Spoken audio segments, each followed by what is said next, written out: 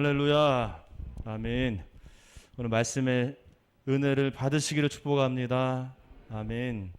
우리 지난주에 우리 목사님이 오셔서 말씀 전해주셨는데 제목이 뭔지 기억나세요? 명품 신앙이었죠.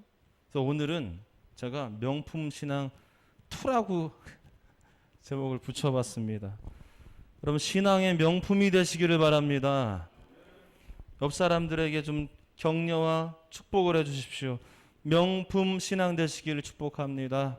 명품 신앙 되시기 바랍니다. 네.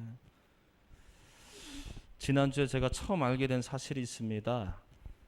들고 다니는 가방이 명품인지 아닌지를 판단하는 방법을 제가 처음 알았어요. 다 아시더라고요. 깜짝 놀랐습니다. 뭐였죠? 비가 왔을 때 머리에 싹 쓰면은 그건 명품이 아니래요. 근데 이거를 안주머니에 쏙 해서 비를 안 맞게 쏙 넣으면은 그 가방은 진짜 명품이래요.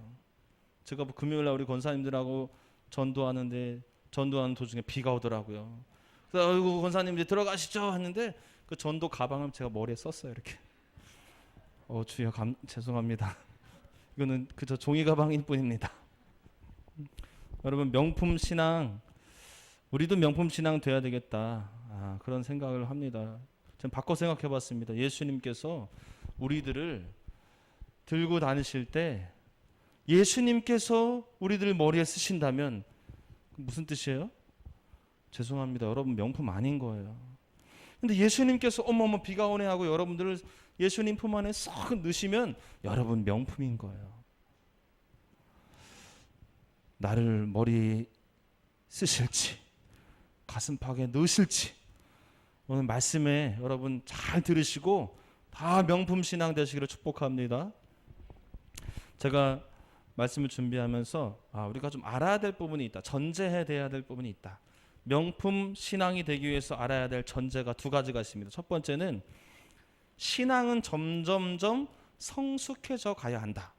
이 사실. 여러분, 저 뒤에 우리 소리 예쁘죠? 저 갓난애기 이뻐요, 안 이뻐요? 이쁘죠? 네, 이뻐요. 우리 딸이 더 이쁜데 그래서 소리도 이뻐요. 저렇게 이쁘고 귀여운데 20년이 지나도 저렇게 아빠 품에 안겨 있으면 그때부터 어떻게 되죠? 그때부터 골치가 아픈 거예요. 어머나 어떡하나, 얘 20살이 됐는데도 아직 키가 안 자랐어. 그러면 골치가 아픈 거죠. 20살이 되면 20살에 맞게 키가 커야 돼요. 생각도 성숙해져야 됩니다. 신앙도 마찬가지라는 거예요. 해가 거듭될수록 신앙은 성숙해져야 간다. 할렐루야. 이게 첫 번째 전제입니다. 명품 신앙을 우리가 좀 파악하기 위한 전제의 한 가지. 2번째는 이게 되게 중요합니다. 미성숙한 신앙의 단계일지라도 그 안에 명품이 있다. 우리는 착각해요. 제가 오늘 신앙의 단계를 3단계로 나눴습니다. 여러분, 3단계 제가 말씀드릴 때 여러분들이 껴 넣어보세요. 나는 몇 단계에 소속되어 있는가. 근데 먼저 제가 말씀드릴게요. 3단계로 나눴다고 해서 1단계, 2단계는 명품이 아니고 3단계에 이르러서야 명품이다. 이거는 착각이에요. 그렇지 않습니다. 1단계에서 요구되는 명품의 모습이 있고요. 2단계에서 요구되는 명품의 모습이 있습니다. 3단계 당연하죠. 당연히 3단계에서 요구되는 명품의 모습이 있어요. 이 사실을 알아야지만 우리가 신앙생활을 건강하게 할 수가 있습니다. 정죄하지 않게 됩니다. 쟤는 왜 저 모양이야? 그 사람은 2단계라서 그래요. 2단계가 명품이 될 수 없다가 아닙니다. 2단계도 2단계 안에서 명품의 신앙의 모습이 따로 있어요. 바꿔 말하면 3단계에 해당되는 사람, 믿음의 성숙도가 꽤 많이 올라왔죠. 그럼에도 불구하고 명품으로 살지 못할 수도 있다. 이해되십니까? 1단계일지라도 1단계는 아직 미성숙할 텐데 맞아요. 미성숙해요. 그럼에도 불구하고 1단계임에도 불구하고 오늘 말씀대로만 산다면 1단계임에도 불구하고 명품으로 살 수 있어요. 이게 굉장히 중요한 핵심입니다. 더 쉽게 말하면 오늘 안 왔는데 초등학생들, 이제 막 교회 온 초등학생들도 명품으로 살 수 있고요. 신앙 저도 꽤 신앙생활 오래 했잖아요. 그리고 신학도 하고 목사도 됐지만 명품으로 살지 못할 수도 있다는 거예요. 희망적으로 생각한다면 내가 굳이 3단계가 아니어도 명품이 될 수 있다. 할렐루야. 예, 우리 옆에 계신 분들 그런 의미에서 다시 한번 축복해 주세요. 너도 명품이 될 수 있어. 당신도 명품이 될 수 있습니다. 네. 저는 목사님처럼 못할 것 같은데요. 저처럼 못해도요. 그래도 그 단계 안에서 명품이 될 수 있어요. 자, 우리 한번 각 단계별로 명품 신앙의 모습을 한번 살펴볼 텐데 오늘은 좀 적으셨으면 좋겠습니다. 그냥 왜냐하면 단계가 많고 요구되는 모습들이 있기에 머릿속으로 외우실 분들은 안 적으셔도 되고요. 나는 그냥 한 번 들으면 까먹는다 그러면 조금 적으시면 조금 도움이 될 것 같습니다. 1단계 여러분 해당되시는 분이 있을지 모르겠지만 1단계는 이제 막 교회 다니기 시작하는 단계입니다. 이 자리에 한 몇 분이 계세요. 이제 막 교회 다니기 시작하는 단계. 우리는 지금까지 이들을 평가절하했어요. 왜냐하면 기도도 못해 말씀도 몰라 하나님에 대해서 물어볼 거가 겁나하는 분들이기 때문에 이들을 평가절하했지만 분명히 성경에서는 이 1단계의 모습에서도 명품의 모습이 있다고 이야기합니다. 이런 사람들은 그냥 친구 따라온 사람입니다. 악기 배우러 온 사람들입니다. 그냥 왔다 갔다 하는 사람들이에요. 예수님 잘 모릅니다. 성경을 잘 모릅니다. 이때의 명품의 모습이 있을까? 있습니다. 그 모습은 뭐냐면 예수님을 믿어보겠다고 하는 결단의 모습, 그 모습이 명품이에요. 예수님을 나의 주인으로 영접하고자 결단하는 모습, 그 모습이 이 1단계에서는 명품의 모습입니다.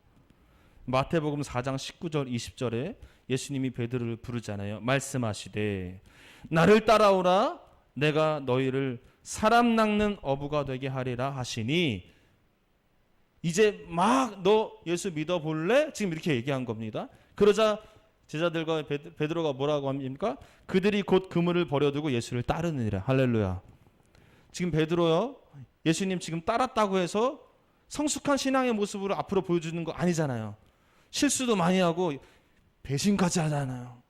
그럼에도 불구하고 이 베드로의 지금 배와 그물을 버려두고 예수님을 따르는 이 모습 속에서 이 사람은 명품이다. 지금 1단계에서 봤을 때 이 사람은 적어도 1단계에서 명품이다. 여러분 교회 몇 번 남았는데 이제 나도 예수님 믿어봐야지 이런 결단을 하는 분들, 이 사람들 기도도 못하고 성경도 모르고 교회 생활도 몰라도 그분들은 명품인 거예요. 할렐루야. 여러분 명품 신앙으로 살아가시기 축복합니다. 그렇다면 예수님 믿는 게 뭡니까? 여러분 이 개념을 잘 정리하셔야 됩니다. 예수 믿는 것은 나 우리 엄마 믿어, 우리 아빠 믿어, 우리 목사님 믿어, 우리 권사님들 믿어, 우리 경찰관 아저씨 믿어, 의사 선생님 믿어. 이 믿는 거랑 다른 거예요. 이 믿음과 예수님 믿어는 다른 거예요. 예수님 믿어는 무슨 뜻이냐? 예수님이 나의 인생의 주인입니다. 이 고백이 예수 믿는 자의 모습이에요. 우리가 부모님을 믿지만 부모님이 내 인생의 주인은 아니에요. 그러나 예수 믿는 건 다르다는 것이죠. 예수님 믿는다라는 것은 예수님이 내 인생의 주인인 것입니다. 그분의 뜻대로 살아가는 거예요. 그런 자가 예수 믿는 사람입니다. 영접 기도를 통해서 예수님을 믿게 되잖아요. 여러분 의외로 형제님, 자매님 영접하시죠? 저랑 영접 기도 하시죠? 이렇게 권면하죠? 대부분 아니래요. 왜 아니라고 하냐면 아직 준비가 안 됐대요. 희한하죠? 예수 믿자고 하는데도 아직 준비가 안 됐대요. 실제로 제가 1시간 반 동안 설득해서 영접시킨 경우가 있어요. 그래서 그 방법을 바꿨습니다. 이제는 영접기도 하시죠? 그러지 않아요. 권면하지 않아요. 눈 감으세요. 그리고 바로 따라하세요. 바로 영접기도 시킵니다. 예수 믿는다는 것은 따라해볼까요? 예수님이 나의 주인이십니다. 이 고백 드리는 분이 예수 믿는 사람이에요. 다시 한번 해볼까요? 우리 1단계에 있으신 분들을 위해서 한번 이 고백 드립니다. 예수님은 나의 주인이십니다. 시작. 한 번 더. 예수님은 나의 구원자입니다. 내가 예수님을 믿습니다. 할렐루야. 이렇게 결단하는 사람 명품이다. 다시 말씀드립니다. 목사님처럼 설교 못해도 명품이십니다. 권사님처럼 전도 못해도 명품이신 거예요. 예수 믿겠다고 결단하셨으니까. 2단계로 넘어갑니다. 2단계는 어떤 단계냐면 유혹이나 환난으로 믿음이 흔들리는 단계예요. 여기 80%가 다 여기 속해 있습니다. 다시 2단계는 어떤 단계냐? 유혹이나 환난으로 믿음이 흔들리는 단계예요. 목사님, 흔들리는 단계에서 과연 명품의 모습이 있을까요? 있습니다. 세상 유혹으로 인해서 교회 잘 나오던 분들이 교회 안 나오기 시작한다? 이거 흔들리는 거죠. 코로나로 인하여서 집안의 반대로 인하여서 교회 잘 나오셨던 분이 점점점 흔들리게 된다? 이거 2단계 상태입니다. 이때 명품의 모습이 있으니 무엇이냐? 적으셔야 됩니다. 믿음이 흔들릴지라도 다시 예수님을 붙잡는 모습이 명품 신앙이다. 자, 이 2단계에서 핵심이 있습니다. 뭐냐면 명품 신앙은 절대로 흔들리지 않는 자가 명품 신앙이야가 아니에요. 흔들릴지라도 다시 복음 앞에, 다시 예수님으로, 다시 교회로, 다시 예배 생활, 다시 기도 생활, 다시 전도하며 다시 복음 앞에 서는 그 다시 액션, 그 다시의 액션을 취하는 자가 명품이다. 할렐루야. 여러분, 오늘 34절에 보시면 이렇게 말합니다. 이르시되 베드로야, 내가 네게 말하노니 오늘 닭 울기 전에 네가 3번 나를 모른다 부인하리라 하시니라. 지금 베드로가 어떤 사람입니까? 주님 따르겠다고 배버린 사람이에요. 금을 버린 사람이에요. 인생을 모든 것을 예수님께 올인한 사람입니다. 그런데 지금 예수님이 베드로에게 말하는 거야. 너 나 배신할 거야. 근데 여기서 예수님의 마음을 정확하게 간파해야 됩니다. 너 나 배신할, 나를 부인하리라 라고 말씀하실 때 예수님의 심정은 이런 배신자, 네가 나한테 어떻게 그럴 수 있어, 이 마음이 아니에요. 네가 나를 3번 부인하리라. 그런데 그럴 수 있어.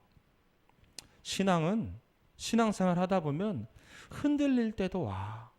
지금 그 얘기를 하시는 거 어디서 알 수 있냐면 그 전에 이미 예수님이 이미 말씀하세요. 이미 흔들릴 것을 대비하고 미리 조언하십니다. 지금 34절 읽었잖아요. 31, 32절을 보시면 시몬아 시몬아, 베드로 부릅니다. 시몬아 시몬아, 보라 사탄이 너희를 밀가부르듯 하려고 요구하였으나 그러나 내가 너를 위하여 내 믿음이 떨어지지 않기를 기도하였노니, 그 다음 뭐라고 하여? 너는 돌이킨 후에 내 형제를 굳게 하라. 돌이킨 후에, 이 말씀을 하신 의도가 뭐죠? 전제가 뭐죠? 어떻게 나를 부인할 수가 있어? 이런 배신자가 아니라 흔들릴 수 있어. 그런데 돌이키면 돼. 지금 그 얘기 하시는 거예요. 돌이켜라. 돌이키는 것이 중요하지 절대 흔들릴 수 없어, 흔들리지 마, 이게 아닌 거예요. 여러분, 이 2단계에 해당되시는 분들 중에 자괴감에 빠져 계신 분들이 혹시 있으리라 생각이 돼요. 어떤 사람들이냐면 내가 어떻게 술 마시고 방탕하고, 아니 내가 집 사고 건사인데 교회도 안 나가게 되고 내가 어쩌다가 이렇게 됐지? 예전에 정말 뜨겁게 찬양했는데, 정말 뜨겁게 기도하고 금식도 하고 주를 위해 살겠노라 헌신하면서 살았는데, 내 인생 다 바쳤는데 지금 내가 나를 봐도 비실비실한 거예요. 신앙이. 주일 성수도 못하고 헌금 생활도 못하고 예배에 감격은 사라지고 불평불만만 쌓여가고, 나 뭐지, 그때 내가 했던 고백은 가짜였나? 그냥 감정적인 고백이었나? 자괴감에 빠지는 분들이 있어요. 이런 분들에게 오늘 동일하게 예수님이 말씀하십니다. 믿음이 흔들리는 것은 자연스러운 일이다. 이상하게 생각하지 마. 다만 흔들렸을 때 다시 예수 붙잡는 것이 명품이야. 여러분, 코로나로 인하여서 수많은 사람들이 흔들렸어요. 제가 어제 어떤 모임에 가서 다른 교회 권사님 이야기를 들었는데 300명 모이던 그 교회가 지금 교회 주일 출석이 80명으로 줄었대요. 이거 너무너무 충격인 겁니다. 그리고 그분들에게 여러분 손가락질 어떻게 흔들릴 수가 있어? 어떻게 코로나라고 교회를 못 갈 수가 있어? 손가락질 할 게 아닌 거예요. 어떻게 됩니까? 흔들릴 수 있어. 그러나 다시 예배생활 시작하자. 권면하는 겁니다. 다시 찬양하자. 다시 예배하자. 기도하자. 여러분, 어려움이 있더라도 예수 다시 붙잡는 길이 명품 신앙인 줄 믿으시기 바랍니다. 6.25 어제가 6.25 72주년이었습니다. 제가 우리 어르신들은 다 공감하지만 제가 초등학교 때만 해도 6.25 전쟁 이야기 아주 귀가 따갑게 들었거든요.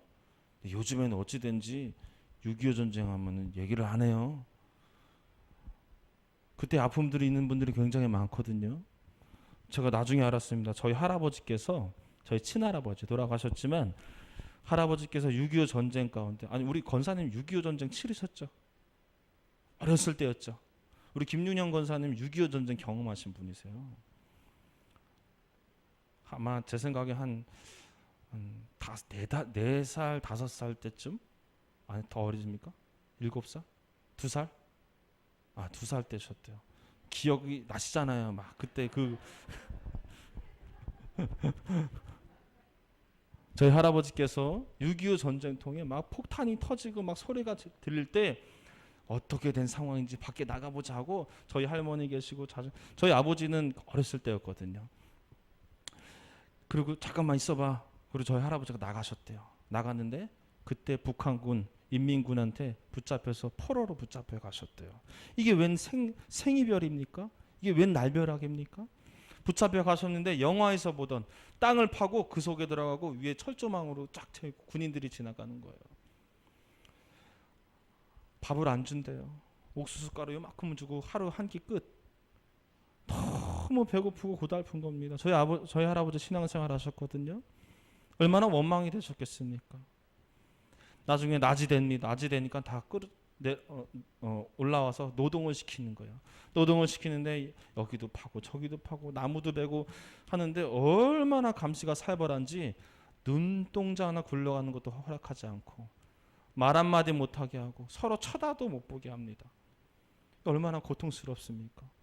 단란한 가정 안에서 그래도 있을 때가 좋았는데 그냥 군인도 아니었어요. 그냥 민간인이 잠깐 나갔다가 포로로 붙잡혀 가서 배 쫄쫄 굶고 노동이란 노동을 다 하니 이 얼마나 힘듭니까?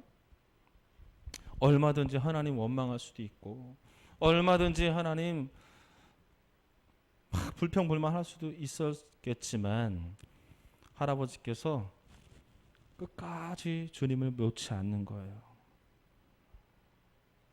찬양하고 싶으신 거예요. 근데 이제 감시가 있으니까 찬양을 못 하잖아요. 그래서 휘파람을 좀 이제 감시가 느슨해졌을 때 휘파람을 불면서 일을 하기 시작합니다. 무슨 휘파람을 불었냐면 4주를 가까이. 휘파람이 안 나오네.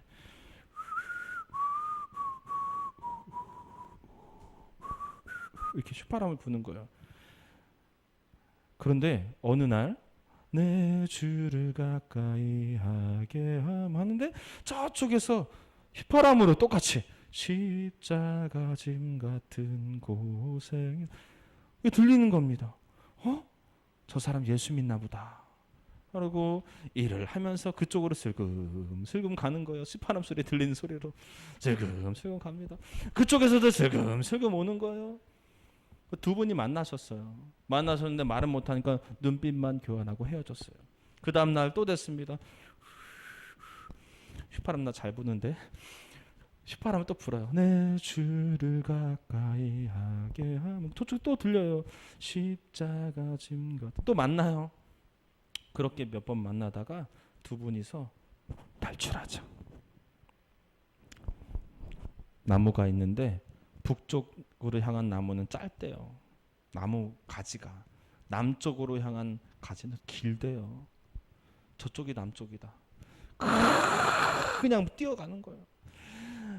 그냥 뛰어가서 막 뛰어가니까 총소리도 들리고 자기네들 쏘는 거죠. 땅땅땅땅. 한참을 뛰었는데 총소리가 안 들리더래요. 그때는 지금처럼 휴전선 이런 개념이 아니에요. 38선 그냥 이렇게 그거 놓은 거예요. 그냥 건너갔다 건너오고 이러고 있어요. 그랬어요. 예, 우리 청년. 예. 저도 몰라요. 들었어요. 저도. 한참 오니까 여기 이제 남쪽이구나. 여러분 그래서 저희 할아버지가 다시 가족품으로 돌아왔다고 해요.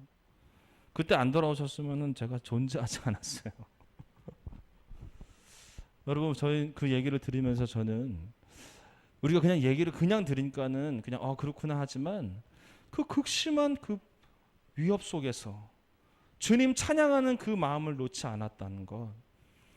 충분히 이 어려움 속에서 흔들릴 수 있었던 상황이지만 흔들렸기도 했겠지만 다시 주님 붙잡는 그 액션을 통해서 명품 되시고 그 명품이 받아 누리는 복을 남쪽으로 오시는 걸 통해서 누리신 줄 믿습니다. 여러분 어려움이 있고 유혹이 오고 또 믿음이 흔들릴지라도 예전 같지 않을지라도 누구도 정죄하지 않습니다. 괜찮아. 다시 예수님 붙잡자. 우리 옆에 계신 분들을 축복합시다. 다시 가정예배. 내가 맨날 잔소리. 황강렬 집사님 다시 가정예배 할렐루야. 네, 괜찮아요. 네. 다시 기도, 다시 예배, 다시 말씀, 다시 전도. 아무거나 좀 마음에 우러내는 걸로 한번 건면해 주세요. 다시 하면서 건면하세요. 시작. 다시 예배 나옵시다. 다시 기도합시다. 다시 말씀 봅시다. 다시 전도합시다. 네. 지난 날을 잊으십시오. 다시 예수님 붙잡음으로써 명품 신앙 되시길 축복합니다. 마지막 세 번째 단계는 어떤 단계냐면 신앙생활의 연륜이 쌓여간 단계예요. 여기서 많이 탈락하시는 분들 계시요. 이 단계는 한 신앙생활 10년 이상은 하신 분들이 해당되시는 분들이에요. 한 교회 중직자 되신 분들이 해당되시는 분들입니다. 물론 2, 3년 신앙생활 했어도 3단계까지 확 올라오신 분들도 계십니다. 자, 이분들은 유념하셔야 됩니다. 내가 한 3단계 정도 됐으니까는 그냥 명품이지 죄송하지만 아니에요. 3단계에서 요구되는 명품의 태도가 있습니다. 이때의 명품 신앙의 모습은 뭐냐면 내 신앙 지키는 거가 아닌 거기를 넘어서서 교회를 세우는 게 명품이에요. 공동체에 대한 관심사가 있는 자가 명품입니다. 의외로 신앙생활 오래 하셨던 분들 여전히 내 신앙생활 나만 은혜 받는 거 나 말씀에 은혜 받고 내가 행복한 거에 그걸로 끝나는 분들이 굉장히 많아요. 공동체를 어떻게 하면 세워갈까? 우리 교회를 어떻게 하면 세워갈까? 여기에 대한 관심이 없으신 분들이 의외로 많습니다. 이 3단계 신앙인들은 기도가 달라요. 나를 위한 기도, 내 집, 내 자녀들 위한 기도뿐만 아니라 저 집사님, 저 권사님, 우리 목사님, 우리 교회를 향한 기도가 대부분입니다. 우리 32절에 우리 아까 읽었던 32절에 보시면 예수님이 뭐라고 말씀하시냐면은 끝부분에 너는 돌이킨 후에 여기까지는 2단계였잖아요. 돌이킨 후에 뭐 합니까? 다시는 배신하지 마가 아니라 다시는 나 놓치지 마가 아니라 돌이킨 후에 네 형제를 굳게 하라예요. 주변 사람들을 생각하라는 겁니다.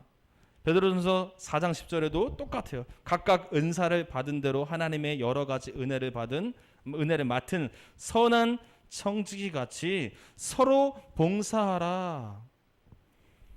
교회 공동체를 생각하라는 것이에요. 교회 어떻게 돌아가는지 좀 파악되신 분들은 실은 이 3단계에서 명품이십니다. 언제 수련회가 있는지 이미 정리가 딱 돼서 계획을 잡으시는 분들은 이미 명품이세요. 개인 신앙 챙기기 급급하신 분들은 굳이 우리 본 교회의 예배를 고집하지 않아요. 다른 교회 가서도 은혜 받을 수 있잖아. 틀린 얘기입니까? 맞는 얘기예요. 다른 교회 가도 얼마든지 은혜 받을 수 있고요. 온라인으로도 예배 드릴 수 있고요.